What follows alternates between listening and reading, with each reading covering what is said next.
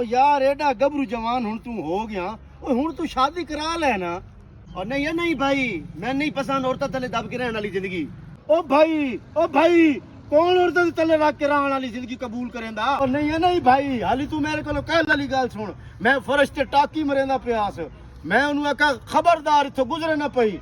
मजाल है को गुजरी होवे, मैं आखा बेड ते जाके लम्मी पै जा, ओ आराम नाल सुती रही, निकली नहीं। ए हुंदा खौफ, ए हुंदा दबदबा। हाली होर सुन, मैं कपड़े धोंदा प्यास, ओ अपना फेवरेट ड्रामा वेदी पई आई, फेवरेट ड्रामा जो उस कदी छोड़िया ही नहीं है। मैं कपड़े धोंदा प्यास, सरफ मुक गया, मैं उन्होंने आखा उठ मैं सरफ लिया दे। मजाल बोली होवे, चुप करके उठी, मैं सरफ लिया दिता। ए हुंदा खौफ, ए हुंदा दबदबा। तू आदा जनानी तले रख के रहना नहीं चाहता, खौफ दबदबा वेख।